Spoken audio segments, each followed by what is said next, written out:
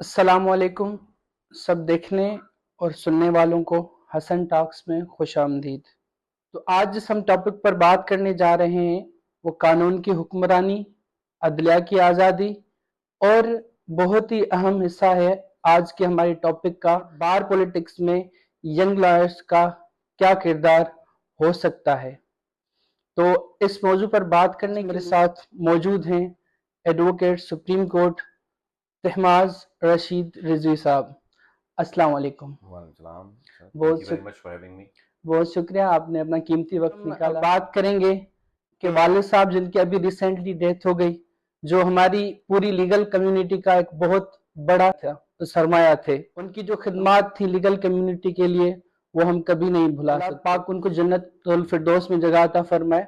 आपके इंस्पायरेशन आपके वालिद साहब थे इस प्रोफेशन में आने की वजह? वही सोल रीज़न, उन्हीं को देखा, उन्हीं को इंस्पायर हुए उनसे, और उन्हीं की देखी देखी पढ़ के, बाहर से पढ़ के इधर आए। बहुत कम हमारे वक्त में जब लोग बाहर जा रहे थे तो मेरे क्लास में से जो बच्चे पढ़ के गए, 90% लोग वापस नहीं आए, उन्होंने वहाँ नौकरियाँ रख ली। और जब मैं भी वापस आ रहा था तो मुझे कह रहे थे कि अभी भी वक्त है, रुक जाओ, यहाँ नौकरी ढूंढ लो, मिल जाएगी। नहीं, मुझे अपने वाले साहब के साथ काम करना है, अपने मुल्क के लिए काम करना है। माशाल्लाह, आप भी बहुत अच्छा काम कर रहे हैं और आपकी भी बहुत कंट्रीब्यूशन है यंग लॉयर्स के लिए। उनका क्या पैगाम था? Hard work. वो हमेशा ये कहते थे कि there is no substitute for hard work. आप कोशिश ना करें कि आप बहुत जल्दी पैसा कमाना शुरू करें, मेहनत करें। ये प्रोफेशन जो है सिर्फ मेहनत मांगता है, टाइम मांगता है। It takes time. आजकल हम ये देखेंगे कि यंगस्टर्स जो आते हैं प्रोफेशन में, अनफॉर्चुनेटली वो दूसरों को देख के भी they want to make a quick buck, speedy money, कि कहीं ना कहीं से यहाँ मिल जाए, कुछ यूँ कर लें, हम फलाना कर लें। पढ़ाई लिखाई की तरफ हमारा रुझान अब कम है, और बस किसी न किसी तरीके से हम चार पैसे यहाँ कमा लें, चार पैसे वहाँ कमा लें। उनका हमेशा से रहा है कि एक यंगस्टर्स को बाहर पॉलिटिक्स में हमेशा अपना एक रोल, अपना एक किरदार उनका रहा है, और हमेशा इन्वॉल्व होना चाहिए। और दूसरा, पढ़ाई से अपने आप को दूर ना रखें। ये प्रोफेशन सालों साल आपसे डे इन डे आउट एक चीज़ मांगता है, वो है मेहनत। पढ़ना लिखना ना छोड़ें। तो कहते हैं कि यंग लॉयर्स जो अभी एलएलबी कंप्लीट करके एनरोल्ड होके आते हैं, तो ये हमारी सोसाइटी में लीगल कम्युनिटी में बहुत मशहूर है। हमने देखा है कि वो कहते हैं कि उनका जल्द ही इस बार पॉलिटिक्स में आना उनके लिए नुकसानदा होता है। क्या आपकी नज़र में ऐसा है? सर, मैं समझता हूँ कि देखिए, मैं क्योंकि बाहर पढ़ा, मुझे इतना सियासी देखिए, बात बहुत सीधी सी है। हमने इंग्लैंड में जाके पढ़ाई की तो हमने इतना हमें हमें इतना सियासी शऊर उस वक्त नहीं था। हमने जो हमें सियासी शऊर मिला वो इस मुल्क में आने के बाद, इस प्रोफेशन में आने के बाद हमें मिला। हमने तहरीक में जब इन्वॉल्व हुए दोस्तों के साथ, जब हमें पता चला कि रूल ऑफ लॉ क्या होता है, एक इंडिपेंडेंट जुडिशरी की क्यों रिक्वायरमेंट है, क्यों लोग ये बार बार चीज़ मांगते हैं, और ये कानून की बालादस्ती के साथ साथ ये आइन की बालादस्ती क्या चीज़ होती है, ये चीज़ें हमें इस प्रोफेशन में आने के बाद पता चली। अ, मेरे वाले साहब को ये चीज़ों का ऑलरेडी जो था इल्म था, जब क्योंकि वो उन्होंने यहाँ तालीम इस्लामिया कॉलेज से जब ले रहे थे, उसी वक्त एज स्टूडेंट लीडर उनको इन चीज़ों का पता चल चुका था। मैं समझता हूँ यंगस्टर्स को आना चाहिए। जब तक वो आएंगे नहीं तो ऐसे लोग हमारे बार एसोसिएशंस और बार काउंसिल्स में बार बार जीत के आते रहेंगे, जिनको सिर्फ अपने पर्सनल ज़ाती मफाद को सामने रखना होता है, और बार और मेम्बरान के मफाद को सामने नहीं रखना होता। जब तक आप ये नहीं समझेंगे कि अपने लीडर्स को उस बेसिस पे चूज़ करें जो आपकी खुद की कन्विक्शंस हैं, जो आप समझते हैं कि आपके लीडर में वो क्वालिटीज़ होनी चाहिए। जैसे कि अगर आप समझते हैं कि आपके लीडर को किसी चीज़ पे एक स्टांस लेना चाहिए। अब बहुत सारे आजकल स्टांस चल रहे हैं, 26वीं तरमीम पे एक स्टांस है, कुछ लोग कहते हैं होनी चाहिए, कुछ लोग होनी चाहिए कहते हैं नहीं होनी चाहिए। तो आप क्या समझते हैं कि आपके लीडर को कहाँ स्टांस होना चाहिए? या आप चाहते हैं कि वो खामोश रहे, कुछ ना बोले और सिर्फ हर रोज के जो काम है बस खामोशी से वो करता रहे? जब आप सियासी उसमें आते हैं, बार में आते कदम रखते हैं, चाहे वो बार एसोसिएशन हो या चाहे वो बार काउंसिल हो, आपका सियासी रुझान रखना बहुत ज़रूरी है। अ, मैं कभी भी यंगस्टर्स को डिस्करेज नहीं करता। मैं समझता हूँ यंगस्टर्स को आना चाहिए। आपके पास एक बहुत बड़ा एग्जाम्पल है। आज आपके general secretary Karachi bar association के जी जी बिल्कुल। एक बहुत यंग क़यादत है, रहमान कुरैशी साहब रहमान के। कुरैशी साहब। और आप देखें कि किस तरह उन्होंने चंद माह हम्म। में पूरे बार का कॉम्प्लेक्शन चेंज कर दिया है। कहाँ हमारी बार खामोश हुआ करती थी कुछ सालों से, और अचानक से अब लॉन्ग मार्च करके इस्लामाबाद पहुंची। बिल्कुल। और ये चीज़ें आपको बहुत अरसे से नज़र नहीं आ रही ऐसा ही है। थी। कहते हैं कि अदलिया की आज़ादी मुनसफाना मुआशरे की बुनियाद है। तो आप क्या समझते हैं कि आज की अदलिया किस तरह आज़ाद है 26th अमेंडमेंट के बाद? देखिए, मैं तो समझता हूँ कि 26 अमेंडमेंट के बाद अब अदलिया बिल्कुल भी आज़ाद नहीं है। अगर आप ये तरमीम पढ़ें गौर से, तो एक अब इसकी जो इंडक्शन है जज हजरात की, वो एक ऐसी जेसी कर रही है, एक ऐसी कमेटी कर रही है जिसके अंदर पार्लियामेंटेरियंस का रोल बड़ा है, उनकी मेजॉरिटी है। अब जज हजरात जो भी चाहें वो उनसे लड़ नहीं सकते, वो माइनॉरिटी में है। फिर उनकी हर सालाना एसीआर्स बनेंगी, तो जो जज हजरात उनकी बात नहीं सुनेंगे उनको फारिग भी कर दिया जाएगा या उनको ट्रांसफ़र कर दिया जाएगा।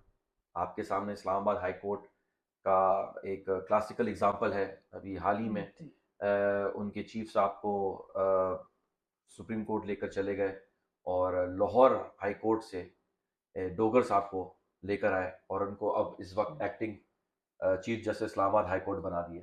मैं समझता हूँ ये सरासर गलत है और लग ये रहा है कि उसको वो कंफर्म भी कर देंगे। और ये इस्लामाबाद हाई कोर्ट के साथ और हमारी आवाम के साथ जो है बहुत नाइंसाफ़ी है। आइन की बालादस्ती किस तरह मुमकिन है? आइन को फॉलो करें। क्या आजकल हो रहा है ऐसा? ये 26 अमेंडमेंट तो is completely against the spirits of the basic structure of our constitution. मैं समझता हूँ कि आइन का एक बेसिक स्ट्रक्चर है जिसके अंदर इंडिपेंडेंस ऑफ जुडिशरी उसका एक बहुत इंपॉर्टेंट रोल है। 26 अमेंडमेंट ने वो इंडिपेंडेंस ख़त्म कर दी है। अब आपकी जुडिशरी जो है पार्लियामेंटेरियंस के सबसर्विएंट है। 26th अमेंडमेंट की बात हुई है तो आप अपनी लीगल एनालिसिस बताएं 26th अमेंडमेंट के बारे में। सर यही मैं तो इसे कहते हैं कि रहमान कुरैशी साहब, सलाउद्दीन अहमद साहब जी जी। और हैदर इमाम रिजवी साहब की क़यादत में ही हम चल रहे हैं अगेंस्ट द 26 अमेंडमेंट। मैं समझता हूँ ये सरासर गलत हुई है। ये हमारी इंडिपेंडेंस ऑफ जुडिशरी के ख़िलाफ़ हुई है। ये हमारा बेसिक स्ट्रक्चर जो है आइन का, उसको तोड़ते हुए उसको उसके मद्देनज़र नहीं हुई। तो ये तो मैं इस बात में इसमें कोई दो राय नहीं है कि 26 amendment should be struck down by the Supreme Court. Sir अभी रिसेंट एक बिल पास हुआ पार्लियामेंट से लिमिटेड सिविल कोर्ट जुरिस्डिक्शन के हवाले से। वो गवर्नर साहब के पास आया, फिर उन्होंने रिटर्न कर दिया। इस पर आपका क्या मौक़िफ़ है? देखिए सर, इसकी अनलिमिटेड। दो चीज़ें हैं। एक तो ये कि एक पूरे मुल्क में आपका एक यूनिक स्ट्रक्चर था सिंध हाई कोर्ट का। एक हिस्टोरिकली 200 साल पुराना स्ट्रक्चर जी। चल रहा था। वो यूनिकनेस हमने अनफॉर्चुनेटली खो दी। मैं समझता था अगर आपको डिस्करेज करना था तो आप पिक्यूनरी जुरिस्डिक्शन बढ़ा देते, 10-15 करोड़ कर देते ज़्यादा। तो उसके अंदर मैं समझता हूँ कि आप you would be in a better position. अब इस्लाम डीएचए के एक फेज़ 8 में एक 15 करोड़ रुपए से ज़्यादा का तो कोई प्लॉट नहीं है 1000 गज का। जी। तो मैं समझता हूँ वो सारी चीज़ें जो हैं आपकी यहाँ कवर हो जाती हैं अगर आप पिक्यूनरी जुरिस्डिक्शन बढ़ा देते और आप यूनिकनेस भी अपनी कर्टेल करते और एट द सेम टाइम आपके पास एक बहुत लार्ज चंक ओरिजिनल साइट का नीचे डिस्ट्रिक्ट कोर्ट में चला जाता। अभी भी आपने जो ओरिजिनल साइट के कॉर्पोरेट के मैटर्स हैं कंपनीज एक्ट के तहत जो आपको जुरिसडिक्शन दी गई है, जी जी। या एडमिरल्टी लॉ के तहत आपको, वो तो आपने रिटेन की है। और जहाँ तक ये 2 साल की स्टैंडिंग की बात है, तो आज भी जूनियर काउंसिल्स को 2 साल इंतज़ार तो करना पड़ेगा हाँ सीपी चलाने के लिए, हाँ या बिल्कुल। हाई कोर्ट में कोई सेकंड अपील या रिवीजन चलाने के लिए। बिल्कुल। तो वो तो एक मैंडेटरी वेट है, चाहे आपके पास ओरिजिनल जुरिसडिक्शन हो या ना हो। उसी तरीके से आगे 7 साल आपको वेट करना है सुप्रीम कोर्ट के लिए। जहाँ तक फ़ायदा होगा, अ, इसका आई थिंक बहुत अर्ली है कहना कि किसको फ़ायदा होगा और किसको नुकसान होगा। जो बड़ी लॉ फर्म्स हैं, मैं नहीं समझता कि उनको नुकसान होगा। उनके पास इस तरह का इंफ्रास्ट्रक्चर मौजूद है कि उनके क्लाइंट्स के केसेस जो नीचे जा रहे हैं, वो नीचे भी उनको हैंडल करेंगे यंगस्टर्स के थ्रू अपने। और जहाँ तक नुकसान की बात है, उनको मेरे ख्याल में फ़ी स्ट्रक्चर में इनिशियली उनको नुकसान होगा, और पर इवेंचुअली फर्स्ट अपील या सेकंड जी अपील जी में आप जी। ऊपर हाई कोर्ट में आ ही जाएंगे, रिविजन्स में आ जाते हैं आप। तो मैं नहीं समझता कि कोई इतना बड़ा उनको कोई नुकसान होगा। यंगस्टर्स को एक्सपोजर मिल जाएगा, हाँ, क्योंकि आपके पास अनलिमिटेड पिक्यूरी हाँ जुरिसडिक्शन है, तो आप जिस किस्म का भी केस फाइल करना चाहते हैं, आप नीचे फाइल करके आप चला सकते हैं। और डेफिनेटली एक चीज़ का फ़ायदा ज़रूर होगा कि जो हाई कोर्ट में केसेस चल रहे थे सालों साल, वो ये चीज़ ख़त्म हो जाएगी, क्योंकि डिस्ट्रिक्ट कोर्ट में डेफिनेटली 2 से 3 साल में आपका एक आर्म सूट जो है वो हम्म, डिस्पोज ऑफ हो जाता है। बिल्कुल ऐसा ही है। अब यंग लॉयर्स के हवाले से बात, अब जो पास आउट होकर आते हैं तो उनको सीनियर्स की तलाश होती है, लेकिन कोई सीनियर उनको रखने के लिए तैयार नहीं होता। अगर रखते भी हैं तो उनके लिए कोई स्टिपेंड वगैरह नहीं होती, उनको कुछ भी नहीं देते। तो इसके लिए आप बार के लिए कि उनको कोई इनिशिएटिव लेना चाहिए इस हिसाब से, आपकी कुछ एडवाइस? लेकिन लशाई साहब, आप खुद इंटीरियर सिंध का अगर आप मुआयना करें, तो आप ये देखेंगे कि जो सक्कर हाई कोर्ट है, हैदराबाद हाई कोर्ट है, लाड़काना हाई कोर्ट है, मीरपुर खास की भी है, जी। यहाँ कोई ख़ास काम बचा नहीं। सारा काम कराची, सारे हम्म, वकला जितने भी ग्रेजुएट होते हैं, इनफैक्ट मैं कश्मीर और सरहद से ले लें, वहाँ भी ग्रेजुएट करके लोग प्रेफर करते हैं कराची आना। कराची आता है, बिल्कुल ऐसा एक ही। वक्त था कि कराची में ओरिजिनल साइट तो हमारे पास थी, जी जी। वह आपके पास लीडिंग पिटिशंस भी यहाँ फाइल हुआ करती, क्योंकि सारे हेडक्वार्टर्स यहाँ होते थे। हाँ। पीआईए का हेडक्वार्टर यहाँ होता था, सारे बैंक्स के यहाँ हेडक्वार्टर्स होते थे। आहिस्ता आहिस्ता वो सब कुछ पंजाब शिफ्ट हो गया, और उसके साथ साथ जितनी भी आपकी पिटिशंस थी, जो जिसे कहते हैं कि जो पूरा वक्त आपका चेंज कर दें, जो लीडिंग बिल्कुल। पिटिशंस होती, जो वो सारी की सारी अब इस्लामाबाद हाई कोर्ट में चली गई। तो पिटिशन आपकी ख़त्म हो गई, ओरिजिनल साइट आपकी ख़त्म हो गई, बिल्कुल। एक से अपेलेट साइट बची। लीडिंग फर्म्स आपके पास गिनी चुनी है, उनकी एक लिमिटेड कैपेसिटी है। काम इंटीरियर सिंध में बचा नहीं, सब आ गए कराची। कराची में भी अब काम नहीं है, बिल्कुल। अनएम्प्लॉयमेंट है, बेरोजगारी है, लॉ फर्म्स के पास जगहें नहीं है। जब मैं ये कहता हूँ कि आपको इस बार एसोसिएशंस को, इन बार काउंसिल्स को इंडिपेंडेंस ऑफ जुडिशरी के लिए लड़ना चाहिए, उसकी वजह ये है कि ये इससे बड़ा वेलफेयर आप बार के लिए नहीं कर सकते। अगर आपकी जुडिशरी इंडिपेंडेंट होगी, आपकी जुडिशरी एक इफेक्टिव और एफिशिएंट मैनर में काम करेगी, तो आपको काम मिलेगा। इस वक्त जो सबसे बड़ा मसला हमें फेस हो रहा है वो ये है कि क्लाइंट्स जो हैं, they have lost interest, confidence in your जी। कोर्ट्स। आप हाई कोर्ट की बात कर रहे हैं, वो डिस्ट्रिक्ट कोर्ट में नहीं आना चाहते। ऐसा ही है। वो कहते हैं हम जाएंगे, 2 साल फंस जाएंगे, फलाना हो हाँ। जाएगा, ये होगा। आपने 70 साल की हिस्ट्री में आपने कोई अमेंडमेंट नहीं लेकर आए, आपने कोई ट्रांसफॉर्मेशन नहीं लेकर आए प्रोसीजर में अपने। ऐसा ही है। वही 1907 का चल रहा है प्रोसीजर आपका। क्यों? आप ज़्यादा इंटरेस्टेड थे कि ओरिजिनल साइट जो है हाँ। आपकी हाई कोर्ट से डिस्ट्रिक्ट कोर्ट आ जाए। डिस्ट्रिक्ट कोर्ट इस वक्त इक्विप्ड नहीं है, जो millions and millions of cases transfer होंगे आपके पास। आपने कोई फाइलिंग का प्रोसीजर, एविडेंस लेने का प्रोसीजर, कुछ भी आपने उसमें तरमीम नहीं की। अब क्लाइंट आपके पास आता नहीं है, और जो बचे कुचे क्लाइंट्स हैं बड़ी हम्म। कंपनीज के पास, I think everybody is struggling right now. Clients का भी यही इशू होता है, उनके जहन में यही चीज़ होती है, अगर हम केस फाइल करेंगे तो वैसे शुरू में जब आपके वाले साहब शुरू शुरू में जब के हमने सुना कि केसेस जो है वो 6 महीने साल के अंदर डिसाइड हो जाते थे। अब आप उन्हीं चीज़ों को देखें, केसेस भी वही सिविल मैटर्स 7-7 साल, 10-10 साल, 1998 के केसेस अभी तक पेंडिंग में पड़े हुए हैं, ये वकला हजरात ही कहते हैं। तो इसकी क्या वजह है? आप देखें सर, हाई कोर्ट में कोई काम नहीं होता। मैं मुझे कोई डर नहीं है इस बात में कहने का, कोई कबाहत नहीं है। आप ओरिजिनल साइट पे जाएं, आप देखें क्या काम हो रहा है हाई कोर्ट में। आप जानबूझ के एक या दो जजेस रखते हैं ओरिजिनल साइट पे। अभी मैं समझता हूँ एक दो अच्छे जजेस आए जो ओरिजिनल साइट पे बैठे हुए हैं, और वो सही। दे दनादन केसेस सुन के रिजर्व करके आपको जजमेंट्स दे रहे हैं। लेकिन ओरिजिनल साइट पे इस वक्त कोई जज नहीं बैठा हुआ एविडेंस रिकॉर्ड करने के लिए। एक ट्रेंड बन गया है हमारे यहाँ सही। कि हम लोग जो है कमिश्नर अपॉइंट करवा लें और उससे हम बिल्कुल। करते रहें। वो कमिश्नर भी जो है वो 3-3 4-4 साल लगा रहा है हाँ। आपका एविडेंस रिकॉर्ड करने में। ऐसा ही। ऑब्वियसली क्लाइंट तो डिस्करेज होगा जब आपका प्रोसीजर ही इतना दकियानूसी है, हम्म। आपने उसी को इवॉल्व नहीं किया कभी प्रोसीजर को। तो फ्रस्ट्रेशन तो वकील में भी है, फ्रस्ट्रेशन क्लाइंट में भी है।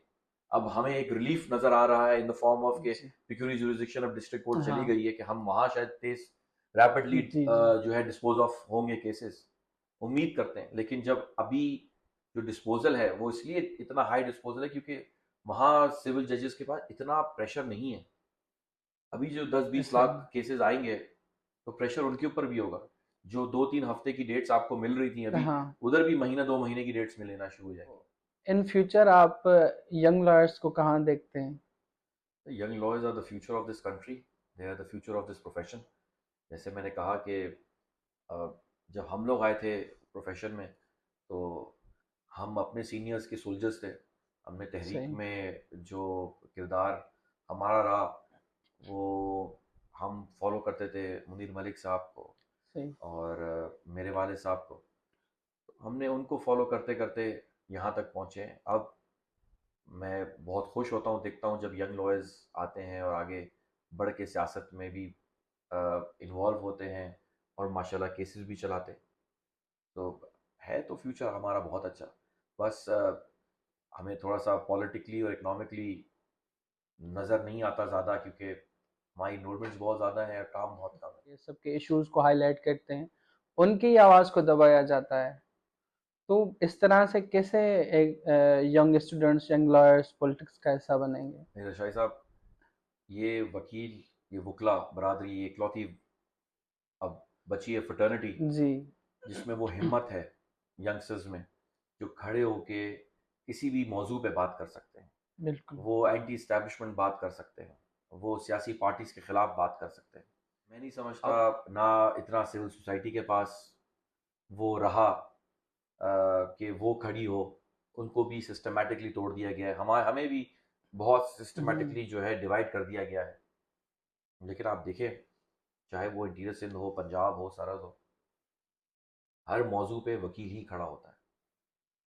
और yes there is danger, of course होता है। मैं भी एक पेरेंट हूँ, मुझे भी डर लगेगा अगर मेरे बेटा खड़े होके दो तलवार पे एंटी स्टैब्लिशमेंट की बातें करेगा। लेकिन हमारी परवरिश ऐसी ही हुई है, इन्हीं हालात में हुई है कि हमें डर नहीं लगता। हमें सिखाया गया कि यही चीज़ सही है कि खड़े होके आप बात करें कि ये जो लेट्स से पीका में अमेंडमेंट्स हुई जी हैं जी। ये सही हैं या गलत है। ये 26 अमेंडमेंट सही है या गलत है, या you want to go as back as 18th amendment जिसके अंदर एक 100 अमेंडमेंट्स आई थी और पूरे कॉन्स्टिट्यूशन इनको तब्दील कर दिया था। उस वो सही था गलत था। तो सिवाय वकील के अब कोई बचा नहीं है जो खड़ा होता है और अच्छा आवाज़ पैगाम उठाता जा रहा है कि जब बारी आप में सेटल नहीं है, इकट्ठा नहीं है इस मामले पर। है। देखिए, पोलराइजेशन हमेशा बाहर में रही है। जब मेरे वाले साहब बताते हैं जब वो आए थे जी। प्रोफेशन में उस वक्त भी ऐसे ही था। एक एंटी स्टैब्लिशमेंट स्टांस था और एक प्रो स्टैब्लिशमेंट स्टांस था। तो ये तो हाँ, पढ़े लिखे हैं कम्युनिटी, 5 साल का लॉ कर कर आ बिल्कुल। रहे हैं, कुछ लोग ने मास्टर्स किया हुआ है, कुछ लोग डबल डिग्रीज हैं। अगर आप ये खुद पढ़ लिख के दोनों साइडों की बात सुन के आई थिंक हर आम वकील और शहरी मेरे ख्याल में ये गेज कर सकता है कि कौन सही बात कर रहा है और कौन गलत बात कर रहा है। या आप ये भी गेज कर सकते हैं, यार मुझे कौन सी बात समझ आ रही है, आई एग्री, मैं लशारी साहब से एग्री जी करता जी। हूँ, मैं रिजवी साहब से इख्तलाफ करता हूँ, या मैं रिजवी साहब से एग्री करता हूँ और लशारी साहब से हम्म। इख्तलाफ करता हूँ। ये बात तो हम पढ़े लिखे वकला नहीं कर सकते, अगर समझ सकते तो फिर आई गेस के वी हैव फेल्ड। ऐसा ही आपके वाले साहब सुप्रीम कोर्ट के आई थिंक 4 बार प्रेसिडेंट रह चुके थे। तो आप भी खड़े हुए थे प्रीवियस ईयर, आई थिंक 1-2 साल पीछे की बात है। तो आपसे पूछ रहे हैं कि क्या आप फ्यूचर में आ रहे हैं? सर देखिए हमने आप जैसे लीडर्स की हमें ज़रूरत है। लशारी साहब थैंक यू, लेकिन वो दोस्तों का फैसला होता है, अच्छा। कोई अपनी ज़ाती ख्वाहिश नहीं होती है। जो दोस्त बेहतर समझे, जब दोस्त डिसाइड करें, जिस प्लेटफॉर्म पर डिसाइड करें, काम आप एज अ ऑफिस बेरर भी कर सकते हैं, काम आप बिल्कुल। बाहर ऑफिस में बैठ के भी कर सकते हैं, लोगों के लिए कर सकते हैं। तो ऑफिस का होना ज़रूरी नहीं है, एज लॉन्ग एज आप वेलफेयर का काम कर रहे हैं और आप उन चीज़ों के लिए काम कर रहे हैं जिसके लिए बाहर को काम करना चाहिए। लास्ट में आपका कोई पैगाम बार के लिए, यंग लॉयर्स के लिए, लॉ स्टूडेंट्स के लिए? देखिए लॉ स्टूडेंट्स के लिए तो मैं बस इतना ही कहना चाहूँगा कि अभी मेहनत करें, अभी वक्त है, पढ़ें, और अपना सियासी रुझान बनाएं, देखें कि क्या चीज़ आपके फ़ायदे में है, सिर्फ उस चीज़ की तरफ ना जाएं जो लोग आपको दिखाते हैं कि इधर आओगे तो फ़ायदा होगा। आप don't be selfish, look at the broader picture, देखें मुल्क की बेहतरी किस चीज़ में है। चाहे वो किसी सियासी मौजू पर हो, चाहे वो आपकी अपनी पर्सनल लाइक्स और डिसलाइक्स के लिए हो, अपने आप को पहले ना रखें, मुल्क को पहले रखें, इस प्रोफेशन को पहले रखें, इस प्रोफेशन की डिग्निटी को देखें। जो यंग लॉयर्स आ चुके हैं इस प्रोफेशन में, मैं उनसे भी रिक्वेस्ट करूँगा कि जो आजकल हो रहा है अपने इर्द गिर्द देखें, मेहनत भी करें प्रोफेशन में, और साथ साथ बाहर की सियासत में इन्वॉल्व रहें, देखें आपके सियासी लीडर्स आपको किस तरफ ड्रैग कर रहे हैं, क्या ये वो जगह है जहां आप जाना चाहते हैं उनके साथ, या you don't want to be associated with them in the future, जिस किस्म की वो बातें करते हैं। ये बहुत ज़रूरी है हमारे मुल्क के लिए, क्योंकि अब ये एक ऐसी सूरत हाल है हमारे प्रोफेशन के लिए भी कि हम एक रीबिल्डिंग स्टेज में जा रहे हैं, जहां हमने देखा है कि हमारे सीनियर क़यादत जा चुकी है और एक यंग क़यादत रहमान कुराई की सूरत में जी जी। सामने आई है। तो मैं समझता हूँ इस तरह यंगस्टर्स को प्रमोट किया जाए और उनको उनको पीछे चलना चाहिए और खुद भी इन्वॉल्व होना चाहिए। फीमेल्स के लिए आप इस प्रोफेशन को कैसे देखते हैं? क्या उन्हें इस प्रोफेशन में आना चाहिए? हर किसी को आना चाहिए।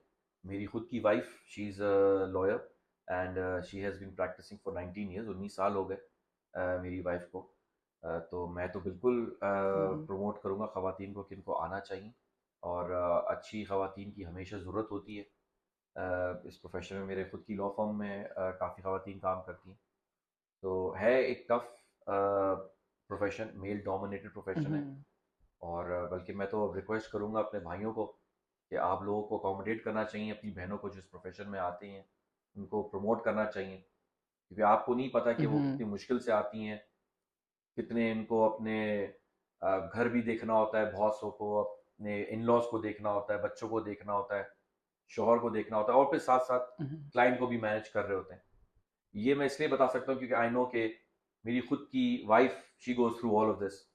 हमारे लिए बहुत आसान है बिल्कुल। कि हम घर बैठ के सिर्फ काम करके आ जाते हैं, लेकिन शायद मैं 1/3 भी काम नहीं करता जितना वो काम करती है।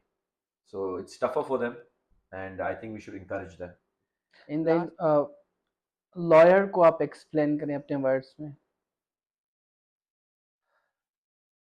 लॉयर को, जी। सर लॉयर इज हमारी सोसाइटी का एक क्रीम है। ये एक वो शख्स होता है जो, अगर एक आम शख्स एक दरवाजे के सामने से गुजर जाए जी। तो वो सिर्फ ये कहता है कि हाँ ये दरवाज़ा बंद है, अब लेट्स मूव ऑन। लेकिन एक ये वकील ही होता है जो ये सवाल उठाता है कि दरवाज़ा क्यों बंद है, कि सही। दरवाज़ा किसने बंद किया, किसके कहने पे बंद हुआ, कब खुलेगा। सही। और ये सोच मैं समझता हूँ हमें दूसरों से बेहतर करती है। और इसी सोच के साथ मैं समझता हूँ हम एक बेटर पोजीशन में होते हैं कानून को गेज करने के, और उन लोगों को गेज करने के लिए जिन्होंने वो दरवाज़ा बंद किया, आपके लिए बंद किया। तो सही। We need to stay united. Thank you so much